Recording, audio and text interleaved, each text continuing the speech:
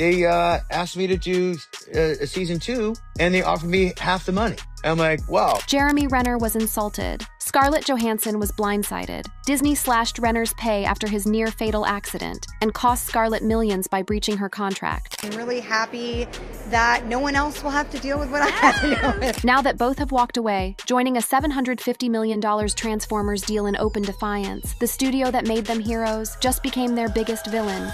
The betrayal that shook Hollywood.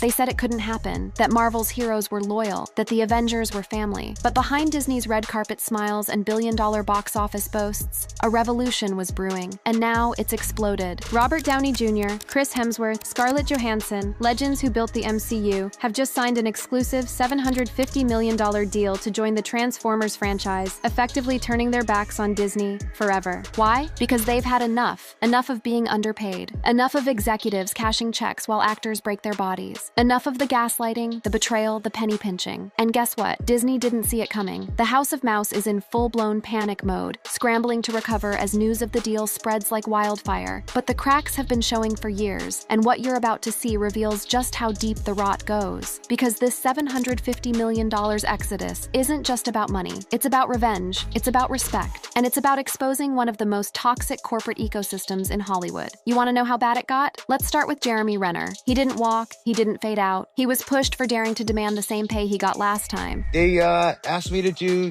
a season 2, and they offered me half the money. I'm like, wow. And it gets worse. I'm sorry. Why? Did you think I'm only half the Jeremy because I got ran over? Maybe that's why you want to pay me half? Half the Jeremy. That's what Disney thought he was worth after nearly dying in a snowplow accident. Not even Marvel, he clarifies. The penny pinchers from corporate Disney made that insulting offer. This is how the Avengers were treated behind the scenes. No wonder they're defecting to Paramount and Hasbro, studios who saw their value and signed them to the biggest franchise crossover deal in years. Transformers may have been clunky in the past, but now with actual star power, it just became the hottest IP on the market. And while the headlines celebrate the deal, Disney is panicking behind closed doors. They've lost their core stars, their streaming shows are flopping, and even Brie Larson doesn't want to play Captain Marvel anymore. How long will you play Captain Marvel for?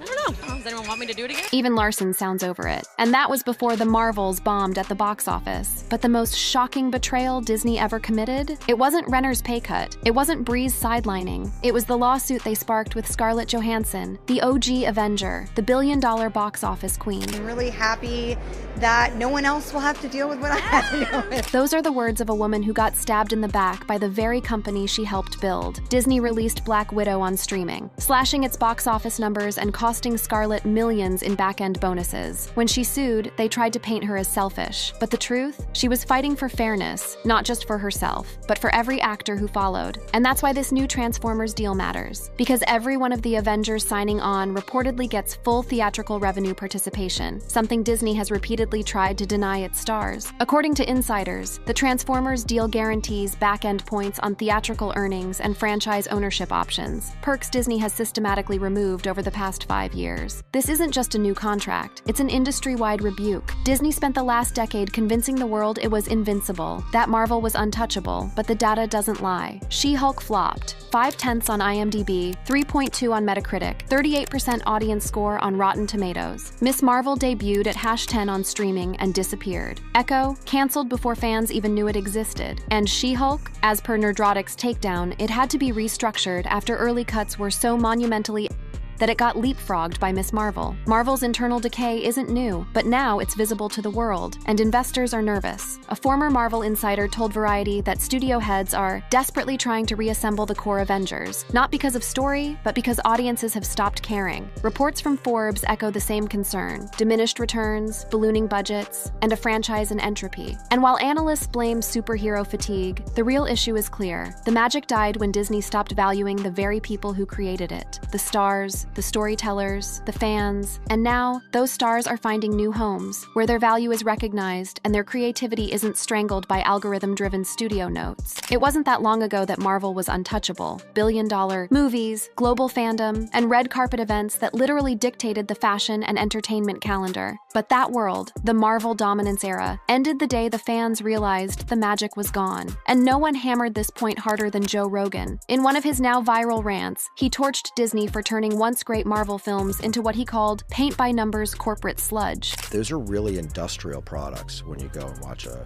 Marvel movie. There's a limit to how much any one filmmaker can really change what they're trying to do with their product. And honestly, he's not wrong. Disney's obsession with control over tone, message, even casting, has choked the life out of its superhero empire. It got so bad that even insiders began turning on the machine. Actors, writers, and yes, the fans themselves began pointing out how Marvel had become soulless, predictable, and dare we say, condescending. As Rogan continued in another segment, we have a playbook, okay, it's worked every time, and we're gonna do the same playbook again. And I'd be like, well, yeah, but can't we change it up? But change never came. Instead, Marvel doubled down. They pumped out more content, more forced jokes, more messages, less art, and the cracks began to show. You probably remember when Anthony Mackie, now the new Captain America, made headlines for this controversial statement. For me, Captain America represents a lot of different things, and I don't think the term, America should be one of those representations. Immediately, fans erupted. They asked, what the hell does Captain America mean if not America? The backlash was swift. The studio scrambled to control the damage. And guess what? The movie flopped. But here's the thing. It wasn't just the messaging. It was the pattern. One by one, the Avengers films became worse. Recycled plot lines, characters nerfed, unfunny jokes, shoehorned diversity with no compelling story. You think we're exaggerating? Even Marvel loyalists couldn't defend the show She-Hulk. And Joe Rogan, he obliterated it. In his own words,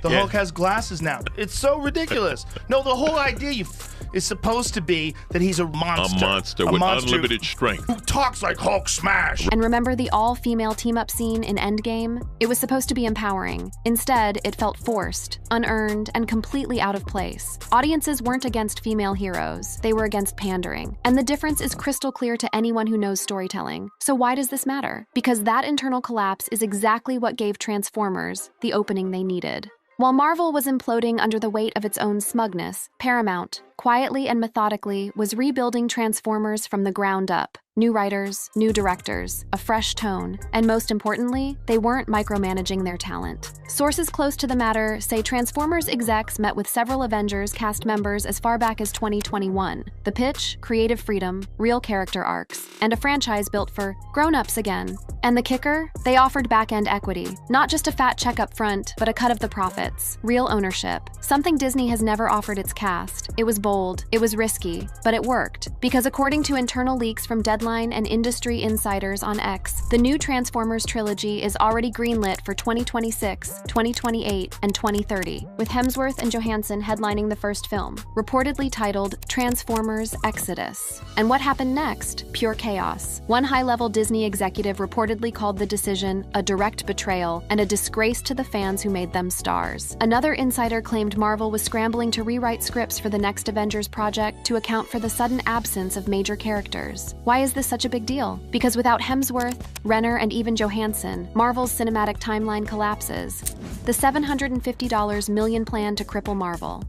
The day the ink dried on the $750 million Transformers contract was the day Disney's top executives knew they were in serious trouble. This wasn't just a loss of actors. This was a strategic coup, because what Transformers did, what Paramount orchestrated, was not just about money. It was about revenge, and it was executed with surgical precision. According to multiple insiders, the move was codenamed Project Phoenix, a not-so-subtle jab at Disney's imploding Marvel machine. And the targets were clear: the disillusioned, the underappreciated, and the silenced. The stars Marvel once celebrated, then discarded. The very same actors Disney overworked, underpaid, and creatively muzzled. Now, in this section, we break down the exact tactics Transformers used to pry open the MCU's armor and turn the Avengers against their original creators. And we'll expose the real power players behind the deal, including a shady media investment group that funneled cash into the project with one mission: take down the mouse. It all starts with timing. Insiders say the earliest talks began in mid-2021, just after Marvel's Phase 4 started unraveling. Remember that? Eternals underperforming, Shang-Chi barely breaking even internationally, She-Hulk turning into a PR disaster. Every new project was getting ratioed on Twitter before it even dropped. Meanwhile, behind the scenes, actors were getting fed up. Longtime Marvel performers were forced into humiliating press junkets to defend projects they didn't even believe in. Scripts were arriving late or half-finished. And worst of all, some actors had no creative say in where their characters were headed. Chris Hemsworth was among the first to break. Behind his charming flaming red carpet smiles, there was growing resentment. In private, he reportedly called Thor, Love and Thunder, a parody of itself and the end of the road for his character. He even hinted at the burnout in public interviews, saying he was feeling creatively restricted and unsure about returning to the role. And honestly, who could blame him? Multiple anonymous leaks suggested that Chris Hemsworth had expressed growing frustration over Thor's direction post-Endgame. In fact, Rogan himself mocked the bizarre transformation Thor underwent, from Norse god to goofy sidekick with a dad bod. If you get,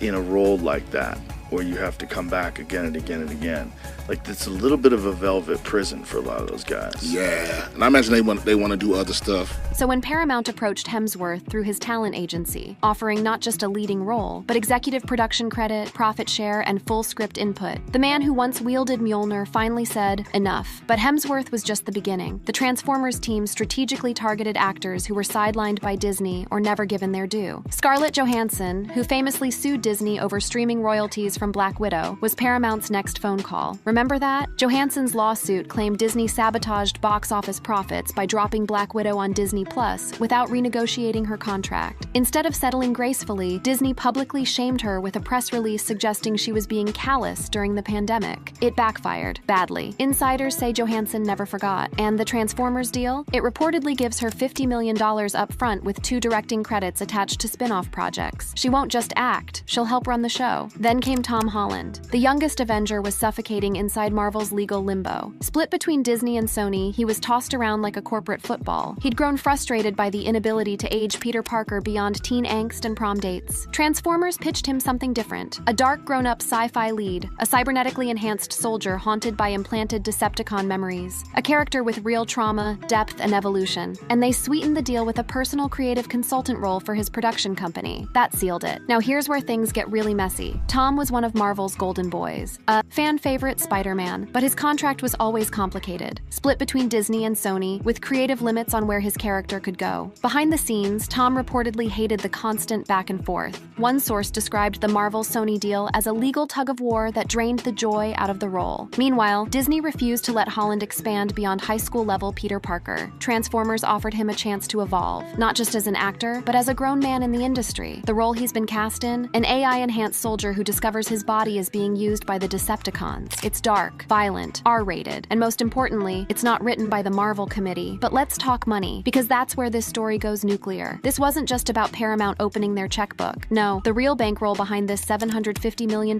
move came from an outside syndicate called Echelon Media Capital. They're a mysterious private equity group known for buying into failing franchises and resuscitating them with massive star power. And their investors? A who's who of Disney's most ruthless former allies. We're talking former Marvel Studios VP Ike Perlmutter, who was ousted after a corporate shakeup, disgraced Lucasfilm producer John Knoll, who allegedly lost creative control during the sequel trilogy fallout, and get this, a former Disney board member who resigned in protest of what he called the cultural sterilization of creative content. These people had a motive. They had money, and most importantly, they had nothing left to lose. And with Transformers, they had a vehicle, pun intended, to crush Disney at its own game. At this point, Disney knew something was wrong. By late 2023, Kevin Feige reportedly sent an internal memo warning Marvel's senior leadership that key cast members may not return for Phase 6. This leak later hit The Hollywood Reporter, igniting panic among fans and sheer terror in the boardroom. Because without these actors, Phase 6 is toast. It's not just about continuity, it's about trust. You spent a decade convincing fans that these were the characters to follow, and now you're swapping them out like old batteries? Here's where the hypocrisy explodes. When Chris Hemsworth made headlines for taking time off due to a genetic Alzheimer's risk, fans rallied in support. But Disney? They pressured him to commit to additional MCU cameos regardless. One insider said, they basically told him to be Thor or be forgotten. Meanwhile, Brie Larson, who took countless bullets online defending her role as Captain Marvel, was iced out of major promotional tours after the Marvels flopped. Larson's own co-stars reportedly felt Disney hung her out to dry after the fan backlash, using her as a scapegoat for poor writing and non-existent character development. Larson had gone from studio darling to sacrificial lamb. When the numbers dropped, they blamed her. Not the writing, not the editing, not the rushed production, her. Rumors now say she's negotiating with Paramount for a Decepticon general role in the second Transformers installment, and this time, she's calling the shots. So what happens now? Disney's response so far has been disastrous. Instead of acknowledging their mistakes, executives have blamed the actors for chasing money. They're scrambling to recast major characters, with names like Jacob Elordi and Florence Pugh being floated as next-gen Avengers. But fans aren't buying it.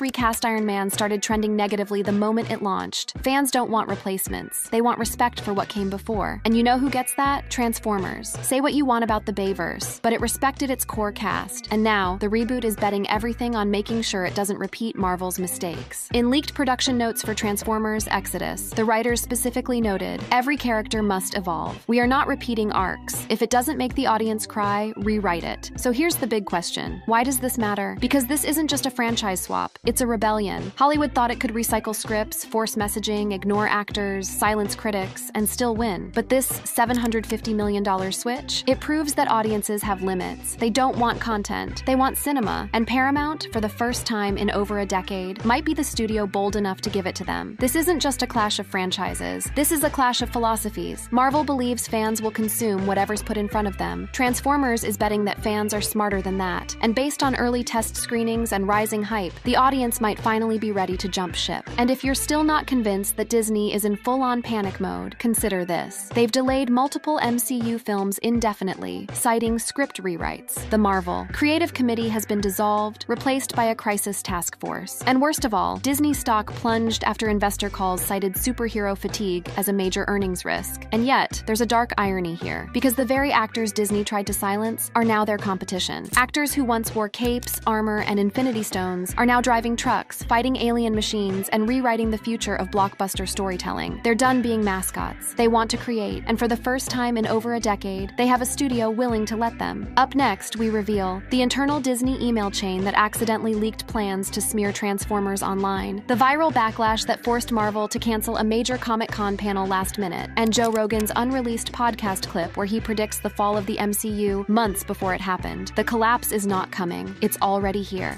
The collapse of the Marvel Empire begins. By the time Comic-Con rolled around this year, Marvel's booth, once the centerpiece of the entire convention, looked like a ghost town. The iconic wall-to-wall LED panels were still there. The towering Avengers installations remained intact, but the crowds? They had thinned. The fans? Lukewarm at best. The energy? Flatlined. And then came the final nail in the coffin. Marvel quietly pulled out of their scheduled Hall H presentation, a move unheard of for a studio that once dominated San Diego with cinematic trailers that would shake the internet to its core. But this year, the announcement was buried in a press release, citing creative scheduling conflicts. But insiders say that's not even remotely true. The real reason? Marvel was terrified of getting booed off the stage, because the backlash from the Avengers Transformers defection had reached a boiling point. What was supposed to be a moment of victory, a new phase launch, fresh talent, and rebranding, had turned into a funeral procession, and fans were not holding back. It all started with a leak, a now viral email thread from inside Disney's marketing department. Originally circulated internally, the memo contained talking points and strategic language meant to undermine the Transformers reboot. These included lines like, frame Transformers as creatively bankrupt, highlight Marvel's legacy and question the longevity of IP driven by explosions and nostalgia, seed skepticism about Chris Hemsworth's acting range post-Thor, and perhaps the most damning, activate our social influencer list to push anti-Paramount narratives without direct links to Marvel Studios. That's textbook corporate sabotage. But here's the kicker. The email got forwarded to a freelance contractor who, thinking the email was absurd, leaked the entire thread on Reddit and Twitter. Within hours, it went viral. Disney attacks Transformers trended for 4 straight days. TikToks exposing Disney's media manipulation racked up over 80 million views. YouTubers who once praised Marvel began openly mocking the mouse. Even mainstream press couldn't ignore it. And just like that, Hunter became the hunted. But the situation spiraled even further when an unreleased Joe Rogan clip surfaced from a Patreon-only episode, a raw, unfiltered segment that wasn't supposed to see the light of day. But when it leaked, it ignited the fuse Marvel was praying would never be lit. In the clip, Rogan and his guest predict the fall of Marvel in eerily specific detail, even naming the exact reasons why it would collapse. They want Captain Marvel to step down and be replaced by a gay woman of color. Right, yeah. Because, is that how the comic book was originally?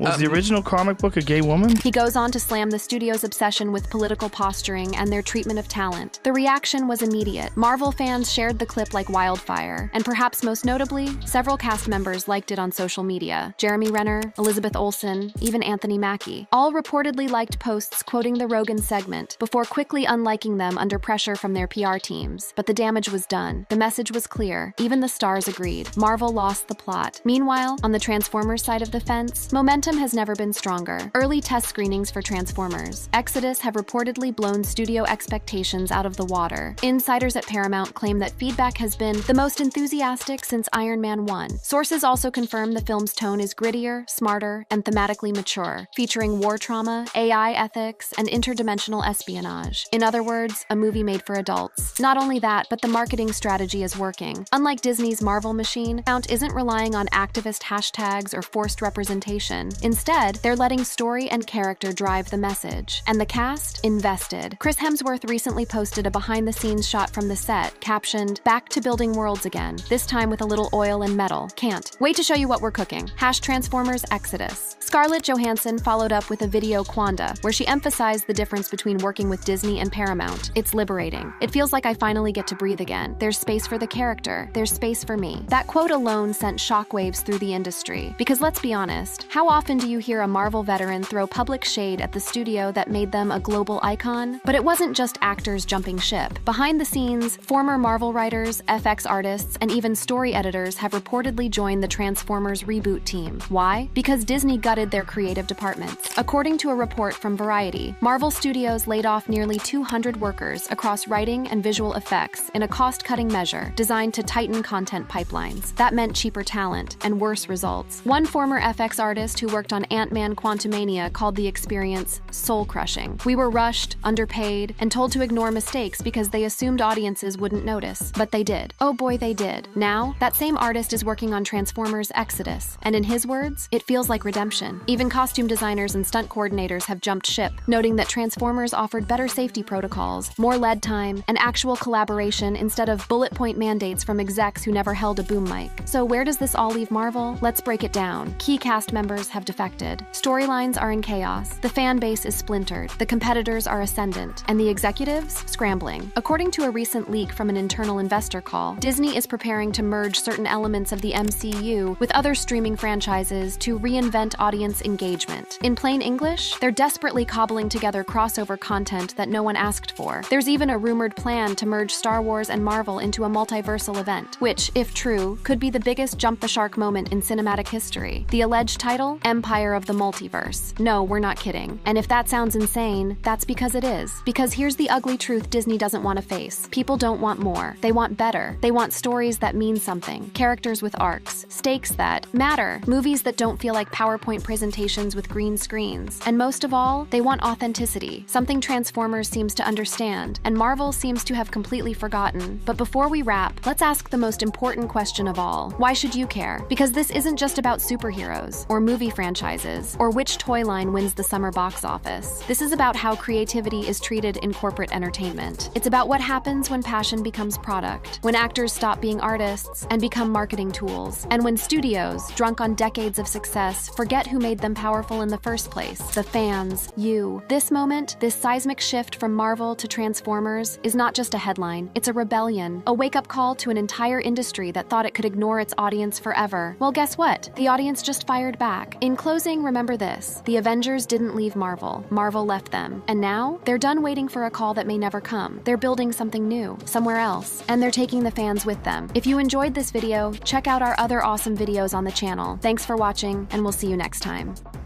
Yeah. It's almost terrifying to think about these being done. Chris Evans has just opened up about something going on at Disney, and honestly, it's got people worried. For a while now, there have been whispers about drama unfolding behind the scenes, things never meant for the public eye. But hearing it from one of the studio's biggest stars, that hits different. So what exactly is going on? Chris Evans drops a bombshell about Disney. The world of Disney has been no stranger to controversies, particularly when it comes to the 2022 Pixar film Lightyear. At the center of this storm stands Chris Evans, who voiced the titular character in what was meant to be the origin story of the beloved Space Ranger. The film was positioned as the movie that inspired the toy in the Toy Story universe, an interesting meta concept that added layers to the Pixar mythology. However, when Lightyear hit theaters in June 2022, it sparked immediate and intense backlash, primarily due to the inclusion of a brief same-sex kiss between two female characters. This scene, lasting only about 10 seconds and appearing in a montage sequence depicting the life of Hawthorne, voiced by Uzo Aduba, and her wife, caused the film to be banned in 14 countries, including the United Arab Emirates, Saudi Arabia, and other nations in the Middle East and Asia, where homosexuality is often criminalized or heavily restricted under local media content standards and cultural norms. The international censorship of Lightyear highlighted the ongoing challenges of global film distribution, particularly for content that pushes boundaries on social issues or includes LGBTQ+ representation. Producer Galen Sussman told AFP that the team was warned of potential bans but chose not to alter the film, stating, "We weren't going to change the film we wanted to make just because of some countries with, for lack of a better term, backward beliefs." This stance reflected a growing willingness among some filmmakers and studios to prioritize inclusive storytelling over maximizing global box office potential, a complex business decision with significant cultural implications. Evans made headlines when he boldly addressed this controversy head-on. In an interview with Reuters that quickly went viral, he didn't mince words about those criticizing the film's LGBTQ+ representation, stating, "The real truth is those people are idiots." The actor's unfiltered response was remarkable for its directness, especially coming from the star of a Disney-Pixar family film. Most actors promoting such projects tend to respond to controversies with carefully worded diplomatic statements, but Evans chose a more confrontational approach that aligned with his personal values, while potentially risking alienating certain audience segments. The actor went on to elaborate on his position regarding social progress, framing the issue as part of a broader historical pattern of societal advancement.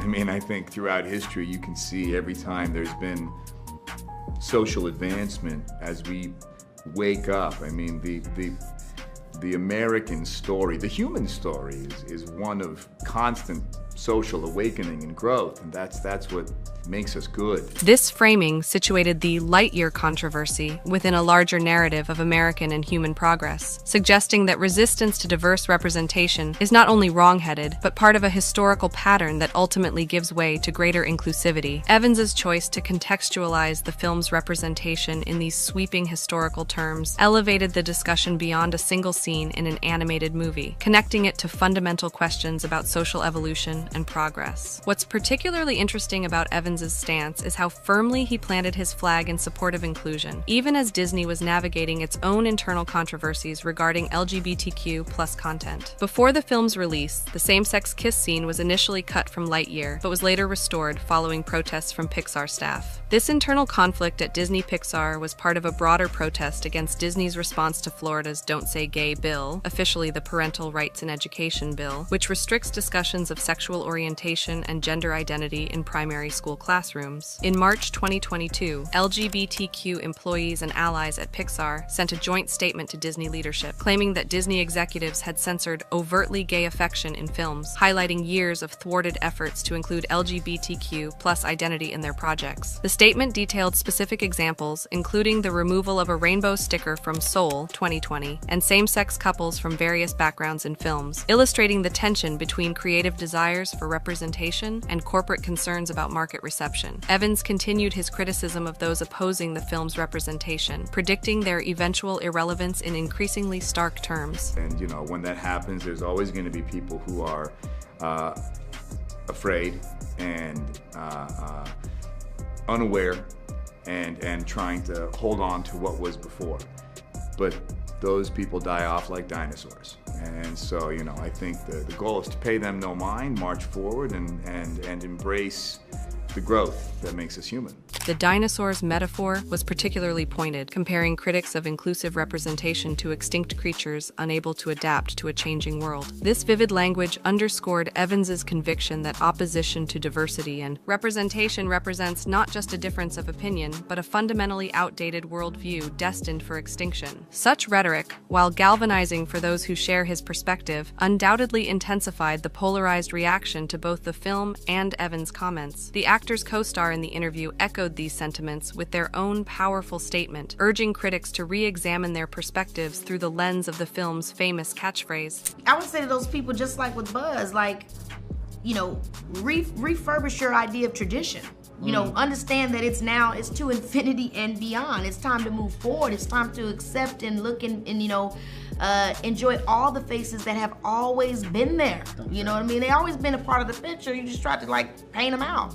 So that's also what this is about. It's about this is what it looks like. This is what it's always been, and yeah, to infinity and beyond. This creative incorporation of Buzz Lightyear's signature phrase, "to infinity and beyond," transformed it from a space exploration metaphor into a call for social progress, cleverly linking the film's theme of pushing boundaries with the real-world push for greater inclusivity and representation. The controversy surrounding Lightyear didn't end with its representation issues. There was also significant discussion about the casting of Chris Evans instead of Tim Allen, who had voiced Buzz Lightyear in all 4 Toy Story films. This decision led to fan disappointment and speculation about whether Allen had been passed over for political reasons, given his conservative views and public support for Donald Trump. Some fans and media outlets theorized that Allen's absence was due to his political stance, noting incidents like a 2013 controversy involving racial slurs, adding another layer of political tension to the film's reception. Evans addressed this casting controversy directly, explaining in interviews that Lightyear depicted the human character who inspired the toy, not the toy itself, which justified the different voice casting. In an interview with Jimmy Kimmel, he further clarified the premise of the film, describing his initial confusion and the explanation he received from director Angus MacLane. So, listen, I'm a massive Pixar fan, and when my team first called me to tell me that this was a possibility, when you get a call... Which team, the Celtics, you mean? Sorry, God, that was like the most Hollywood thing. When my team called, you know, my agents. Yeah. And when everybody's on the call, you know it's either good news or really bad. Oh, right. Evans went on to explain the concept behind the film, revealing how the director's childhood fascination with Star Wars informed the creative vision for Lightyear. And I went up and I met with them, and Angus, the director, had a PowerPoint presentation, and it began by him saying, so when I was a kid, I loved Star Wars, and click, the first slide was, you know, 5-year-old Angus covered in Han Solo gear, and he said it was just his whole world. He had all the toys, and his friends loved it. And he said that when he first saw the first Toy Story, and when Andy got Buzz Lightyear and all his friends knew who Buzz was, he wondered what was the movie in their world that they saw that made Buzz such an iconic... This explanation positioned Lightyear as a meta-narrative within the Pixar universe, the fictional movie that existed within the world of Toy Story that inspired the Buzz Lightyear toy line. This creative concept sought to justify both the visual differences between the animated human Buzz and the toy Buzz, as well as the voice casting change from Allen to Evans. Tim Allen himself weighed in on the controversy in an interview with Extra, commenting on the lack of connection between Lightyear and his portrayal of the character. "It's a wonderful story, it just doesn't seem to have any connection to the toy. It's a little, I don't know, it just has no relationship to Buzz. It's just no connection. I wish there was a better connection." Allen's remarks, while not directly critical, suggested a disappointment with how the character had been reimagined, adding fuel to the existing controversy about his absence from the project. Despite the explanations offered by Evans and the creative team, the casting controversy added another layer of political tension to the film's reception. Some conservative commentators and fans saw Allen's absence as part of a pattern of Hollywood sidelining performers with right-leaning views, while others accepted the creative explanation at face value. This division reflected the increasingly polarized nature of media reception in contemporary American culture, where casting decisions and creative choices are often interpreted through political lenses. Despite the controversies, or perhaps partly because of them, Lightyear underperformed significantly at the box office. Reports indicate that the film lost Disney a substantial $106 million,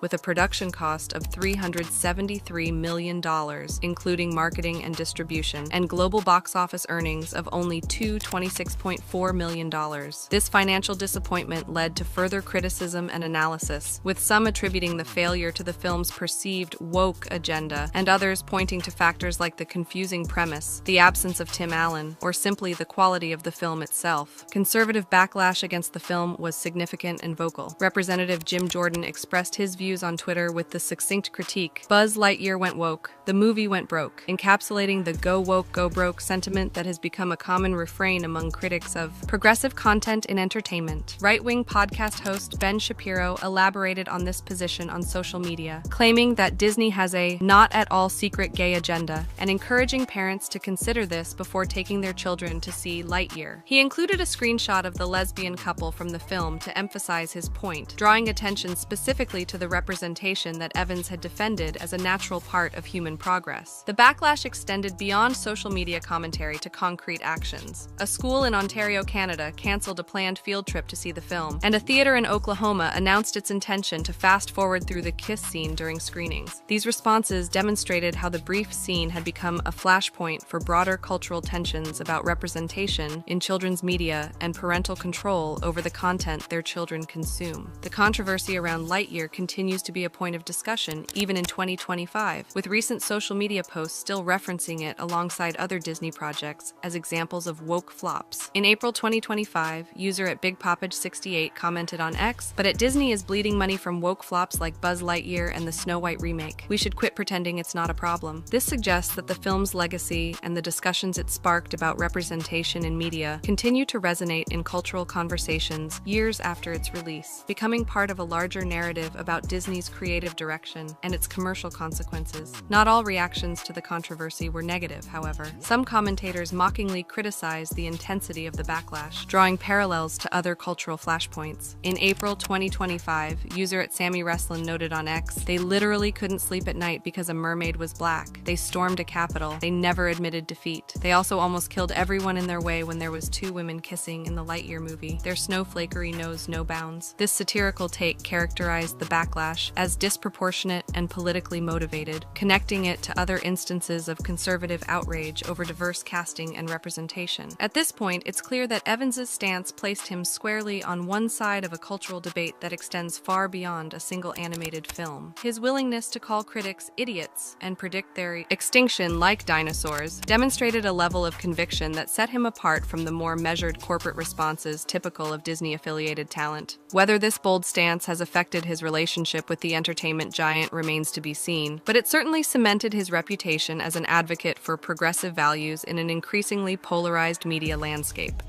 Disney scandals rock the entertainment world.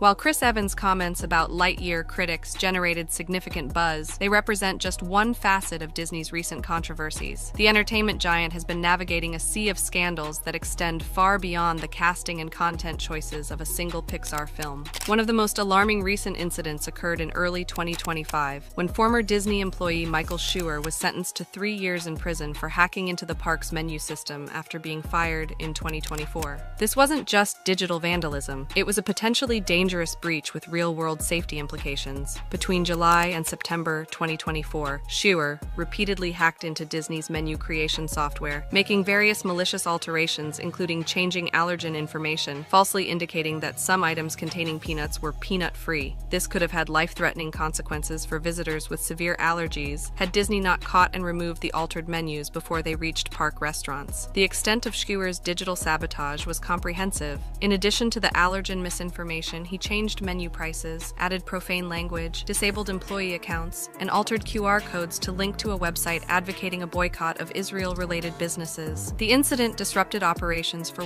2 weeks, requiring manual processes and backups, and cost Disney at least $150,000 in immediate damages. Schur initially denied wrongdoing, claiming Disney was framing him and citing a mental health disability, but he eventually pleaded guilty to computer fraud and aggravated identity theft. In April 2025, he was sentenced to 3 years in prison and ordered to pay restitution of approximately $690,000. This incident highlights significant cybersecurity vulnerabilities at one of the world's most visited theme park destinations, raising questions about Disney's digital infrastructure and employee management practices. The case also illustrates the growing intersection of cybersecurity and physical safety in our increasingly digital world. Another ongoing controversy plaguing Disney parks involves the exploitation of the disability Access Service, DAS, designed to assist guests with disabilities who cannot wait in traditional lines. Reports from May 2025 indicate that some guests are hiring disabled individuals to accompany them and use DAS passes to skip lines, a practice costing approximately $100 for priority access. The practice involves able-bodied guests effectively renting the services of someone with a disability solely to gain preferential treatment in attraction queues. This exploitation not only undermines the purpose of the DAS system, but also commodifies disability in a troubling way. This is not the first time Disney has grappled with such abuse. Similar practices were documented in the early 2010s, leading Disney to replace the guest assistance card with the more structured DAS in 2013. In response to continued exploitation, Disney updated the DAS program again in 2024, narrowing eligibility to focus primarily on developmental disabilities like autism, requiring virtual interviews up to 30 days in advance, and limiting group sizes. However, these policy changes have themselves become controversial. A class action lawsuit filed in February 2025 alleges that the new policies discriminate against guests with physical disabilities, violating their rights under the Americans with Disabilities Act and California's Unruh Civil Rights Act. The lawsuit seeks changes to eligibility criteria and damages of at least $4,000 per violation, arguing that the current implementation forces public disclosure of medical information, constituting a privacy breach. Public reaction to the exploitation of the DAS system has been strongly negative. On forums like mumsnet.com, commenters called the hiring practice deceitful and profoundly depressing, with one person noting, "As someone with a disability who now has to jump through ridiculous hoops in Florida, people like your husband are the reason getting the pass I've legitimately used for years is now near impossible." Disney has defended its policies, stating that the claims in the lawsuit are without merit. The company adjusted the wording of its DAS eligibility descriptions in January 2025, removing the word "only" from certain criteria, possibly in response to legal pressures. Beyond operational issues at the parks, Disney has also faced broader controversies related to cultural and political debates. The company's response to Florida's Don't Say Gay bill in 2022 exemplifies this challenge. Disney's initial silence on the legislation led to staff walkouts and public criticism. LGBTQ employees and allies at Pixar alleged that Disney executives had actively censored overtly gay affection in their films. When Disney eventually opposed the bill after significant pressure, promising $5 million to LGBTQ+ charities and halting political donations in Florida, it faced backlash from conservative stakeholders and politicians. Florida Governor Ron DeSantis responded by targeting Disney's special self-governing status in the Reedy Creek Improvement District, escalating what had been a cultural disagreement into a legal and legislative battle. The controversies surrounding Lightyear are part of a longer history at Pixar and Disney regarding LGBTQ+ representation. Over Pixar's 27-year history, few films have included unambiguous LGBTQ+ characters, with examples like a one-eyed cop mentioning a girlfriend in Onward 2020, and two moms hugging a child in Toy Story 4 Inches 2019. This pattern suggests an ongoing tension between creative desires for inclusive storytelling and business concerns about market reception. The conservative backlash against Disney's perceived woke agenda extends beyond Lightyear. Recent social media comments continue to frame Disney's creative choices in political terms. For instance, the casting decisions for the live-action Snow White remake sparked heated debates in March 2025, illustrating how Disney properties have become battlegrounds in broader cultural wars about representation. In March 2025, another incident added to Disney's challenges when a fire broke out in a walk-in cooler backstage at Epcot's France Pavilion, leading to the evacuation of Remy's Ratatouille adventure. Just days later, a Florida man was arrested for attempting to bring cocaine into Magic Kingdom, generating headlines that associated Disney World with illegal drug activity. As Disney navigates these multifaceted scandals, it faces the challenge of maintaining its identity as a family-friendly entertainment provider while addressing the increasingly diverse and sometimes conflicting expectations of its global audience. The controversies reveal a company at the intersection of changing social norms, technological vulnerabilities,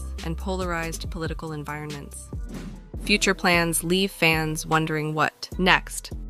As controversies continue to swirl around Disney, fans and industry insiders alike are curious about Chris Evans' future with the entertainment giant. Having portrayed both Captain America in the Marvel Cinematic Universe and Buzz Lightyear in Pixar's Lightyear, Evans has been a significant presence in 2 major Disney franchises. However, his path forward with the company appears less certain than his past success might suggest. Speculation about Evans returning to the MCU as Captain America has been persistent since his character's emotional send-off in Avengers Endgame 2019. However, recent statements from the actor have consistently denied these rumors. In a January 2025 interview with People magazine, Evans firmly shut down reports of his return for Avengers Doomsday, stating simply, "That's not true," and noting that similar rumors resurface every few years since Endgame. This sentiment was echoed in an Esquire interview where he quipped, "Yeah, no, happily retired," when asked about reprising his role. Anthony Mackie, who has taken up the mantle of Captain America, confirmed in the same piece that Evans had not discussed returning, adding, "I talked to Chris a few weeks ago and it wasn't on the table then." These recent denials stand in contrast to earlier rumors from outlets like Collider in January 2021, which had suggested negotiations for at least one Marvel project, but these have not materialized into confirmed roles. The persistence of these rumors, despite clear denials, highlights the challenge actors face in controlling the narrative around their careers, particularly when attached to beloved franchise characters. Understanding Evans's original journey to becoming Captain America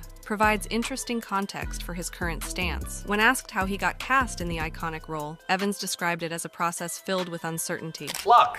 They wanted me to come in and read, and I was a little apprehensive. It was a back and forth. It was a little bit of a dance. It was something I was really nervous about doing. He credits the support of Marvel executives and colleagues for helping him take the leap. Luckily, there were really good people in my corner who kept nudging me. Kevin Feige and Robert and a lot of great people kind of talked me into it, and it's the best decision of my life. This initial hesitation, followed by the career-defining success of his tenure as Captain America, may inform his current reluctance to return to the role. Having completed a satisfying character arc and moved on to other projects, Evans may be wary of diminishing the impact of Steve Rogers' farewell by returning for additional appearances. While the MCU door appears closed for now, another potential avenue for Evans' future with Disney lies in the Star Wars franchise. An ex-post from September 2019 shows Evans' interest in joining the galaxy far, far away, as he simply responded "me" to a query about MCU actors in Star Wars. Reports from Giant Freakin' Robot in June 2024, citing insider Daniel Richtman, indicated Disney had informal talks with Evans for an upcoming Star Wars project, likely a theatrical film under Kevin Feige's development. This potential Star Wars connection makes sense given Evans's previous collaboration with Rian Johnson, director of Star Wars Episode 8, The Last Jedi, on the hit film Knives Out. Earlier reports, like one from Mickey in November 2020, also mentioned talks between Evans and Disney regarding Star Wars, but the lack of updates leaves this possibility in the realm of speculation. In terms of animation work with Disney, Evans' experience with Pixar for Lightyear was both a creative opportunity and a commercial challenge. The film's underperformance at the box office, losing Disney $106 million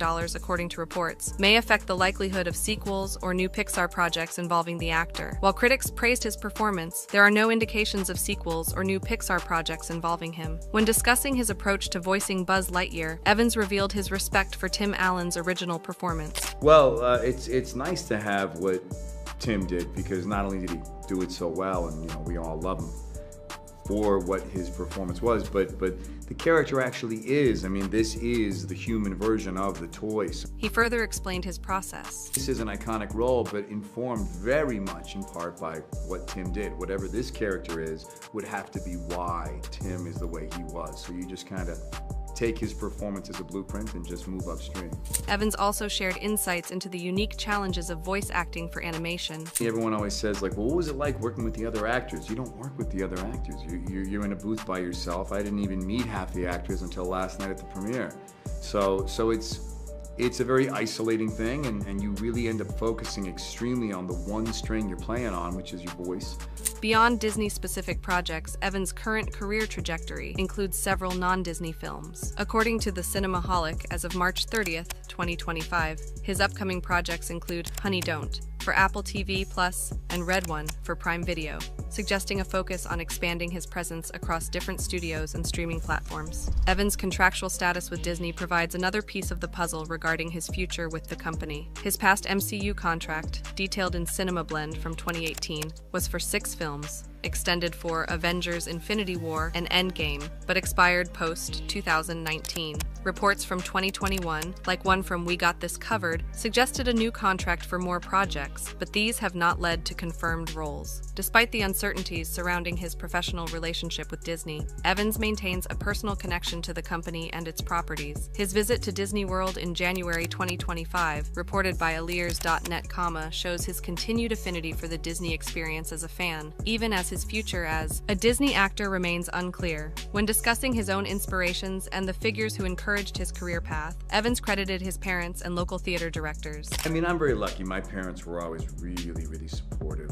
I had a couple good local theater directors. When I was a kid, you do community theater and kids theater and things like that. As of May 4th, 2025, Chris Evans' future with Disney remains largely speculative. While he has denied returning as Captain America, the possibility exists given past rumors, but current evidence leans toward no return. Star Wars offers a potential new chapter, with talks reported but no confirmation. Other Disney projects, like Pixar sequels, are not in development for him. His career trajectory, as seen in upcoming non-Disney projects, suggests a focus outside Disney, but his expressed interest in Disney's expansive franchises keep the door open for future collaborations. For fans of Evans' work with Disney, whether as Captain America or Buzz Lightyear, the coming months and years will likely bring clarity regarding his next steps with the entertainment giant. Until then, the actor's firm statements about being happily retired from the MCU and his diversification into non-Disney projects suggest a career in transition, one that may or may not include future collaborations with the house that Mickey built. Thank you for watching. If you enjoyed watching this video, click on one of the boxes playing on your screen to watch more similar content.